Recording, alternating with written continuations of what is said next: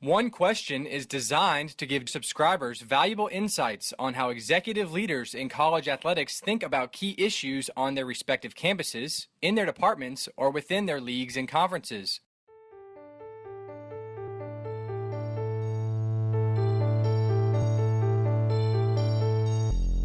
Greetings, this is Ty Brown, and welcome to One Question, where we highlight executive leaders in college athletics. Our guest today is Jamie Pollard. Jamie is the Director of Athletics at Iowa State University. Greetings, Jamie. Thanks for joining us. Glad to be on, Ty.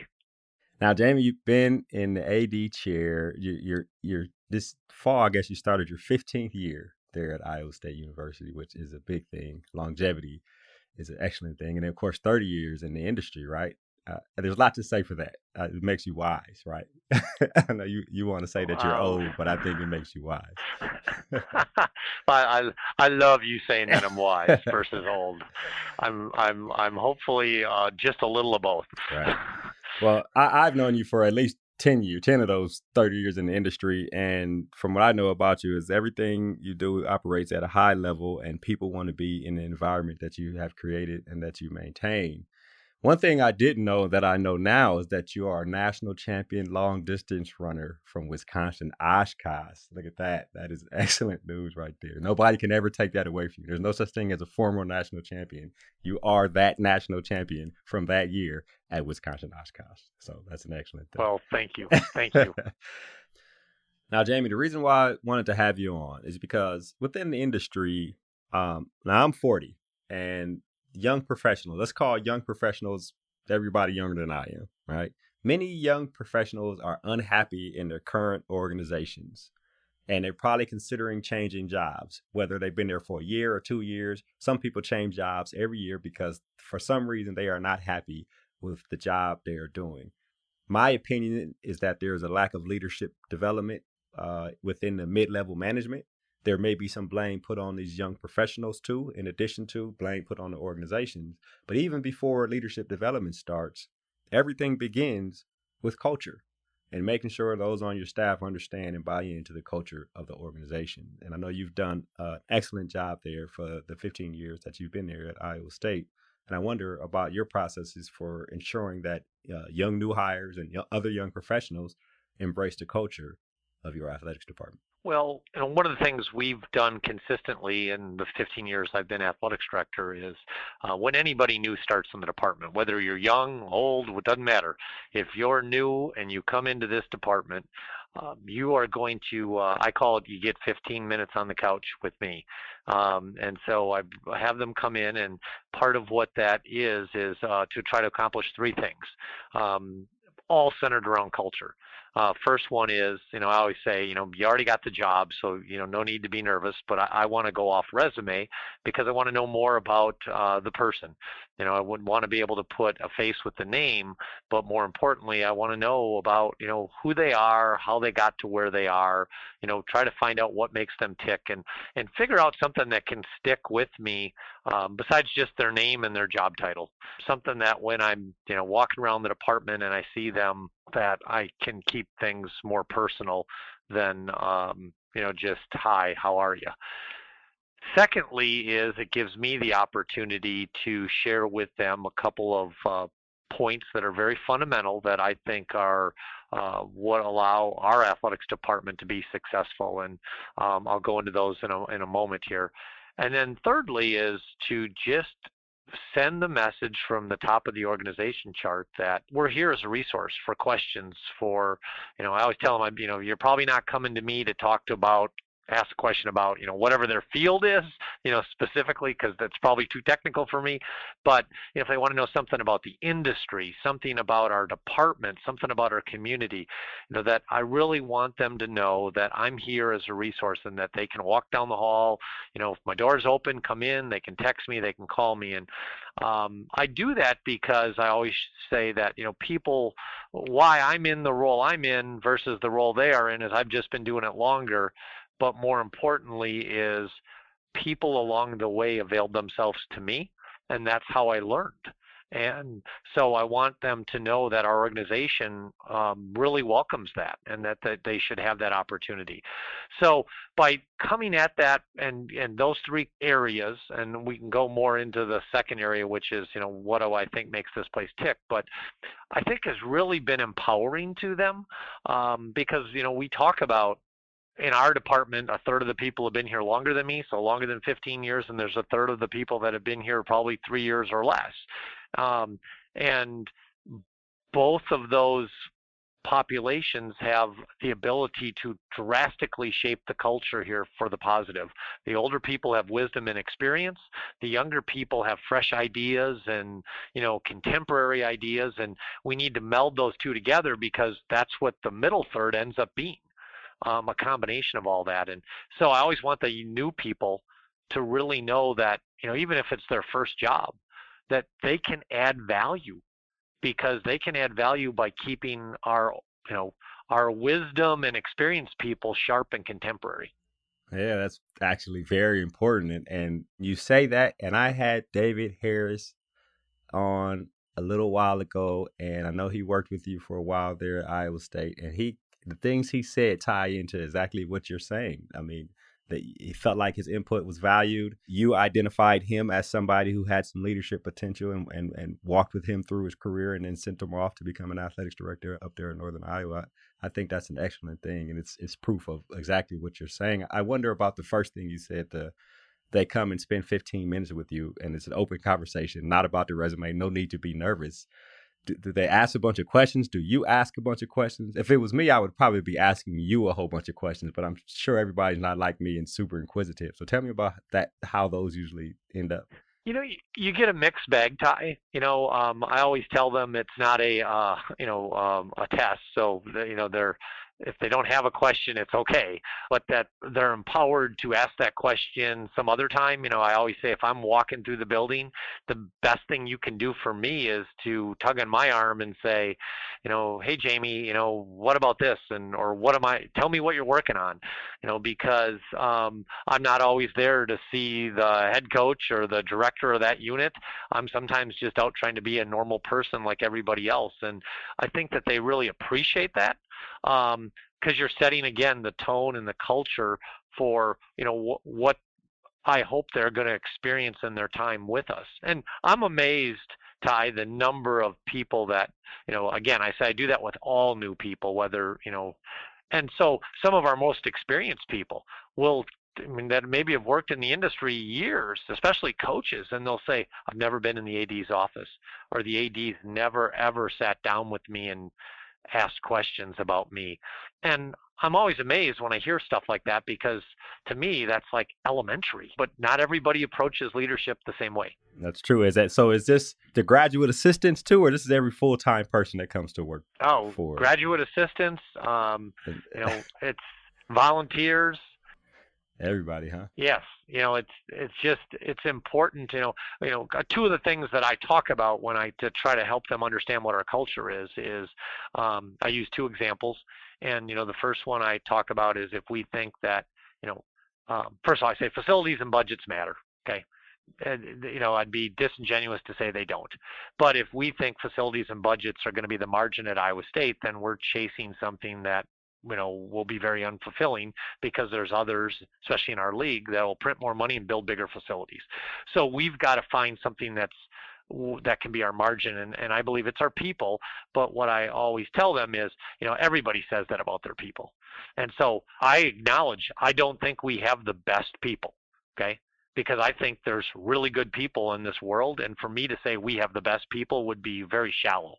But I do know this: if we get the right people for our organization, then we'll have the best people for our organization.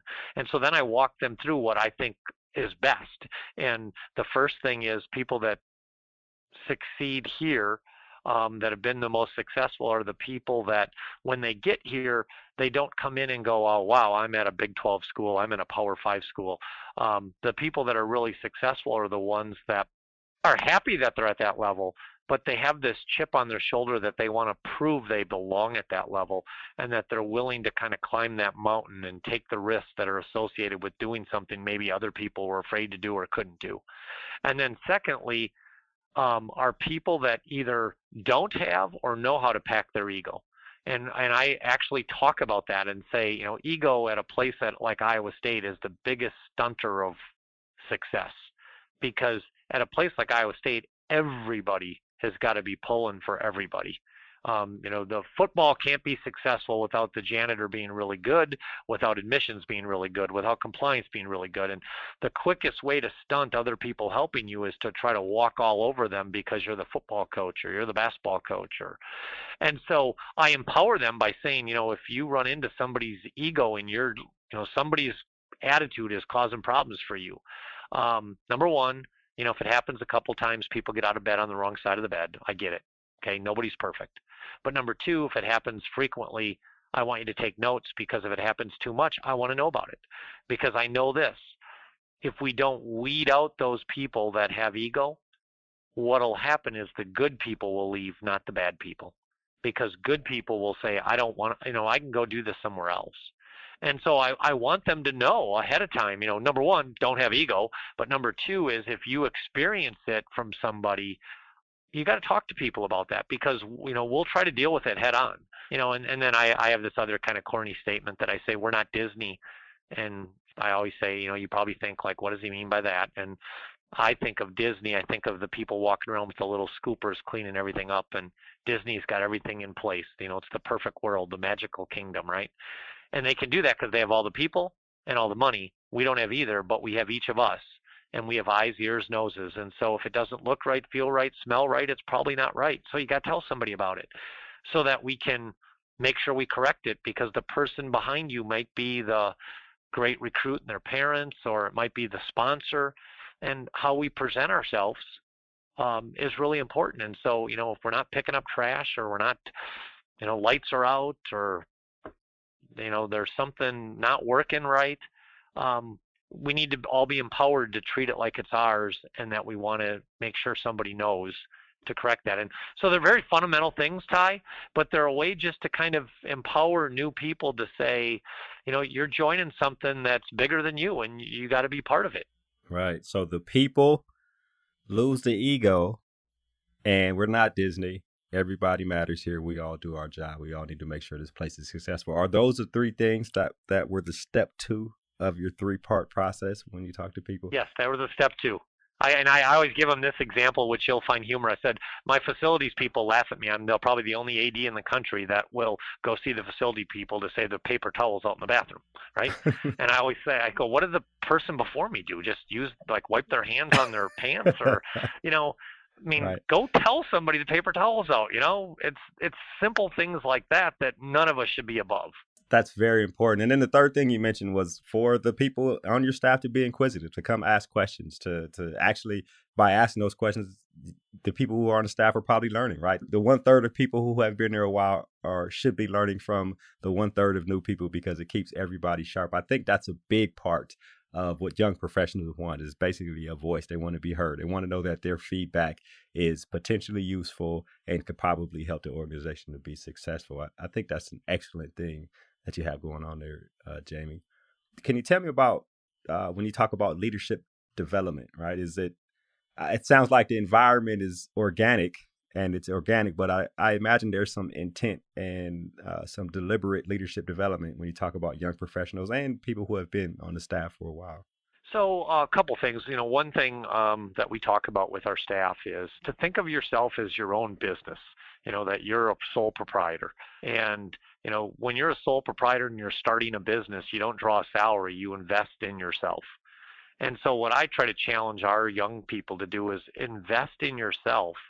And so there's ways you can do that before you need somebody. And so one of the ways to do that is you got to develop relationships. And the best way to develop relationships is to reach out and make other people feel important. So what I tell new staff is take the phone tree and find your own interval. And the interval could be once a week, once a month, doesn't matter to me. It's an investment that you're making. No one's ever going to go back and double check to see if you did it. But reach out to somebody in our department that you don't know, that you can ask, can I come over and find out what, spend 30 minutes with you just asking you questions about what you do. And I said, what you'll do by doing that is, number one, you're making a huge investment in yourself, because you're going to learn about something else in the department. Number two is you're going to develop a relationship with somebody that you maybe wouldn't have ever had.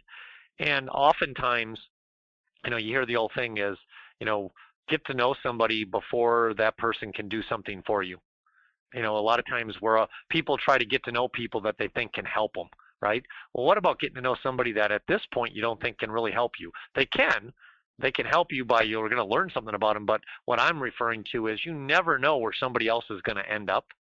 And you may be applying for a job 5 years from now, and that person that worked in another part of our department is now working at that institution. And, you're going to want to lean on them, and they're going to go, well, yeah, I don't remember Tai at all.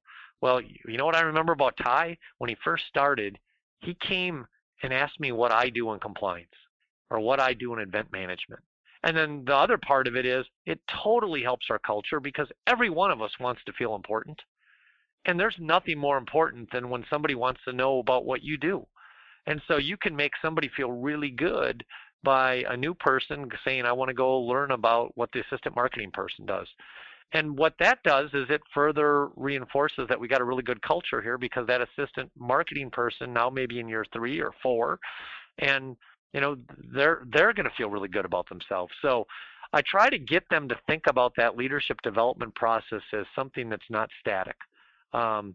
It's a continuum process, but they've got to invest in it, and they've got to understand.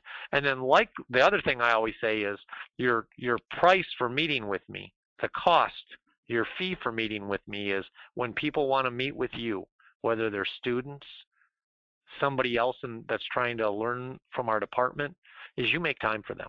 You pay it forward, because I paid it forward to you.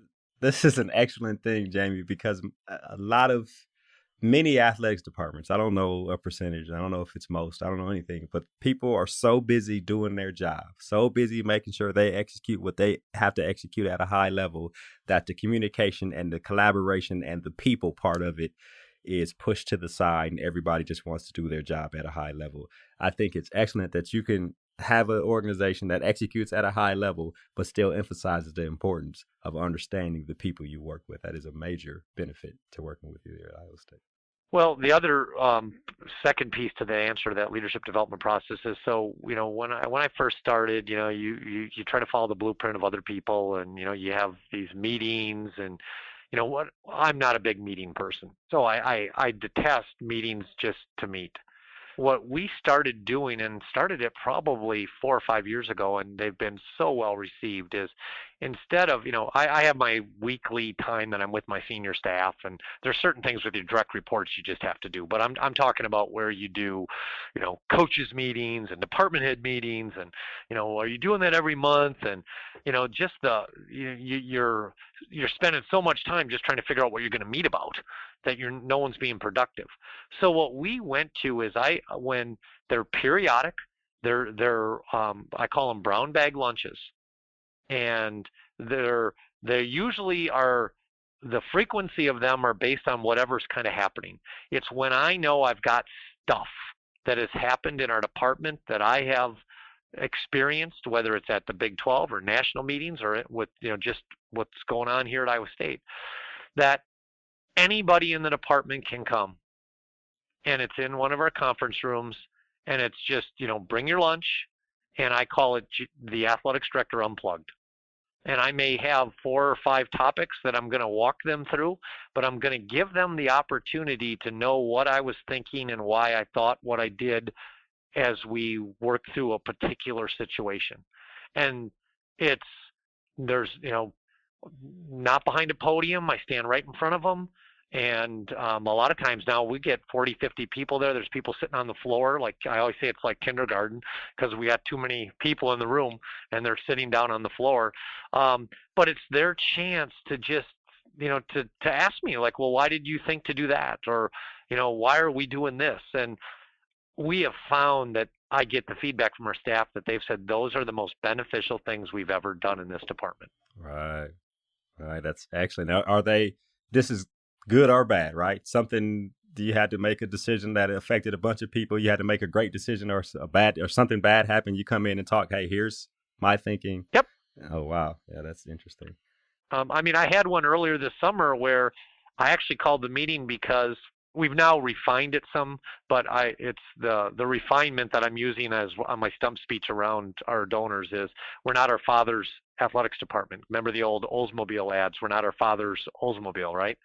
And so I walked through, like, we were 75 people, now we're 225 people, and our budget was this. But what I did with that group, and it was very raw because I'm an activator, and so I didn't really think through. I just said I got to do this. Is I was struggling. I was struggling as the leader of our department because I was at a point in time this summer where I was frustrated. I didn't know if I could keep going because I hadn't evolved, and I hadn't let our organization evolve the way it needed to evolve leadership-wise, because I was still trying to do things the way we were doing it 15 years ago, because I knew everybody in the department.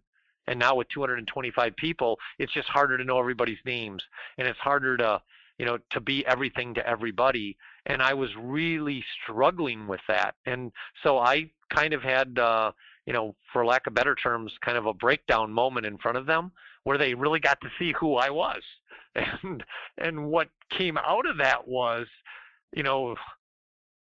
what we ended up doing as an organization to address that we needed to make some changes structurally. And had I just made those changes structurally, I don't think people would have felt as bought into why we were making the changes. What does a breakdown look like for Jamie Pollard in front of the staff of 40 or 50 people, and you come to the conclusion? I mean, it's not. I didn't go into it knowing that's what I was going to do. In fairness, what triggered it was a couple things had happened where I was out of the office, where I kind of felt like organizationally we were just checking the box and doing what we did in the past, right? So I was frustrated, but I wasn't mad at our staff. I was mad at me, because what had happened was, when I'd been out of the office the year prior, I remember talking and saying, we got to think about doing that differently. Why are we continuing to just do it that way? Well, all of a sudden it hit me. A year had gone by, and we do this tailgate tour around the state, so I'm on the road for 3 weeks. Well, we were getting ready to go out to do the tailgate, and I was feeling the same kind of anxiety that I was feeling a year earlier. We hadn't done anything differently. We had just checked the box, and we're going to do the same old, and it was really frustrating. But I was mad at myself because, if I feel that strongly about it, then why didn't I make the change happen? And so what I did is that prompted me to have the meeting, but the meeting actually turned into me really kind of self-examining. Why didn't I make it happen? I didn't make it happen because I got too many people reporting to me, or I'm trying to do stuff that, I can't do because we're 225, not 75. So we've got to evolve. We have to evolve, all of us. And so as a result of that, there's going to be we've got to discuss what needs to change. And so they felt really part of kind of the solution, because they saw the agony and the pain. So they see you standing up there having an introspective conversation with yourself, but you're talking to them basically. Like, what exactly? Well, yes, and then emotion came out. Right. I mean, I know I had some tears. Mm-hmm. That's interesting. Because I remember telling them, I told them that day, I said, one of three things are going to happen. Okay, I'm either going to have another heart attack, I'm going to just up and quit and walk away and say I'm done, or we're going to do something to make a difference to change things. And I don't plan to have a heart attack, and I'm not ready to walk away. And so the third thing is going to happen, but that's why, because I'm going to break if we don't. And I'm sure there's other people in this room that can totally identify with me, because they're feeling the same thing about their job, that they're going to break right now because, we're running wide open, and we're, too much is happening, and we used to be able to all cover it, but now we can't. Yeah, and that's probably the case in many athletic departments around the country. Well, I, like probably the rest of your staff in the Iowa State community, are very glad that you chose option 3 because we don't want option 1 to happen. No more heart attacks, or you'll get a ton of books from me like you did last time. I'll send you a box of 15 books. We don't want you to walk away from it, because then who am I going to see out there in the industry that makes me feel calm to know that there's high level people who are personable and love to be around other people in the industry. And I think this has been an excellent conversation here, Jamie. It's very insightful in terms of how you do the things you do there at Iowa State University, and make young professionals as well as people who have been in the industry for a while feel comfortable. I appreciate you joining us here on One Question. Well, thank you for what you're doing to help give professional development opportunities and learning opportunities for everyone, not just young people, but all of us. So, Tai, you're a good man, and I didn't know you were 40. You've aged with me. I thought I aged, and I thought you stayed young. Well, look, here's 2 things I learned. My father always said, if you aren't getting older, you're dead, right? And so you got to be happy to age. That's true. And then I learned Captain Obvious. Right, exactly. I learned that's why he said never be mad about getting older, because if you aren't getting older, you're dead. So just be happy. And then an old coach told me one time that if you aren't learning, you might as well die.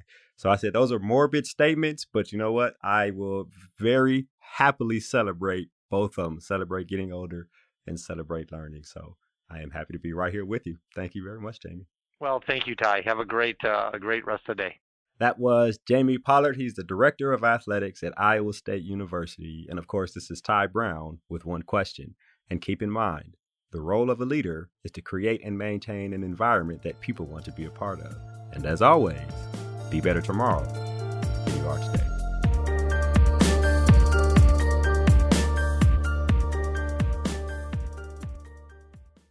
This episode of One Question is produced by Spades Media Group, solving problems using creative leadership.